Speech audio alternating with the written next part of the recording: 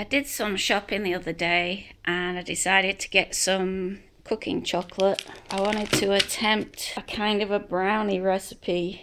Also, it's sort of like a brownie raisin bran kind of recipe. I'm combining two recipes together. About 3/4 of a cup of wheat bran, which the dry ingredients are there. A large powdered ginger, and about a teaspoon of nutmeg, and a cup and a quarter of self-raising wholemeal flour. I broke the chocolate up and put it in the dish and tried to melt it. Then I put about 200 grams of butter, 1/4 of a cup of sugar. I would have about a tablespoon of molasses and a tablespoon of golden syrup, about 1/2 cup of full cream milk, a teaspoon of baking powder, and a 1/4 of a teaspoon of baking soda. So I melted the ingredients together in this bowl mostly. Some of it's not melted down. Should melt it all down. And then I'm going to add the eggs to that. So that's my wet ingredients. And then I'm going to add the dry ingredients to the wet ingredients. I'll blend the dry ingredients first, blend all that in together, and then I'll add it to that. I'm going to put some dates in there. I empty it out into a ramekin dish, about 2/3 full, because it rises up pretty high. And also sometimes the ingredients are too wet.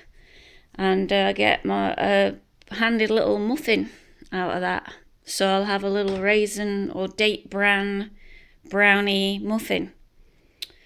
So I'll show you how it looks after I've brought it out. People say, why don't you show me you making the whole thing from scratch? And I figure, like, you don't need to watch somebody chopping up veggies or measuring out ingredients. I do it by eye anyway. I'm guesstimating how much of everything. I get the exact ingredients from a recipe or from a YouTube, and then I don't write it down, and I just guess how much I need.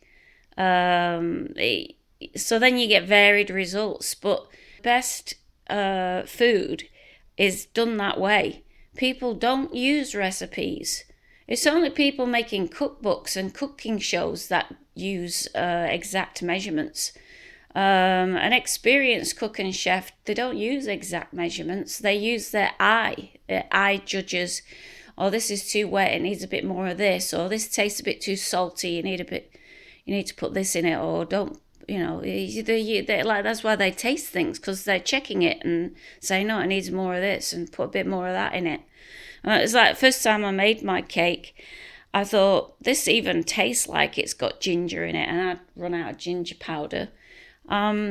So I thought, yeah, I'm going to put ginger in it next time. Could also put cinnamon in it, but I'm not a big fan of cinnamon. Yeah, I think I will put some cinnamon in, but only a tiny bit, because I don't like too much of it. I like it, but okay.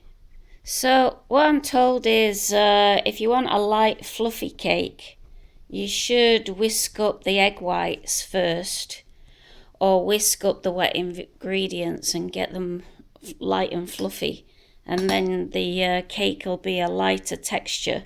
But I'm lazy and I can't be bothered, so I didn't do that. I chopped up some pitted dates and I'm adding that. Stir it too much, because then you're turning it into a bready texture rather than a cake texture. So I won't stir it too much, and then I'll scoop it into that ramekin and cook it for about 1.5 minutes in the microwave, and I'll show you how it looks. Okay, I've dished it out into the ramekin. Now I'll put it in the microwave. So a couple of tips that I got from some YouTube sites I went to about getting a moist cake. Make sure your eggs are not cold which mine usually are. That's how you end up with the mixture not being cooked in the middle.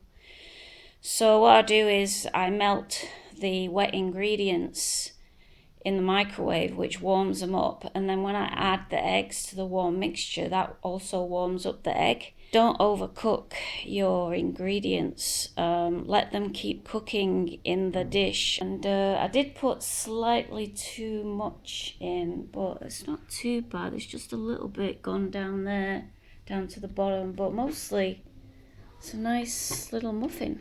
I didn't want to put too much bran in it because bran seems to have binding issues. The more wheat bran you put in something, the less it binds together, and then it becomes too crumbly. So I wanted to put more bran in it, but I thought better not because it might be too crumbly. So you could line the ramekin with grease, or you could put a large paper in there and put it in a muffin paper. I just put it straight in without any greasing because I'm lazy and I just want to get on with it. So I'm just making a coffee now to go with this. I've got some brewed from previous in my coffee pot there. So I'm just going to make a coffee to go with this. I just realised I said brownie when actually I meant mud cake. So I've combined a mud cake recipe with a raisin bran recipe and added dates instead of raisins.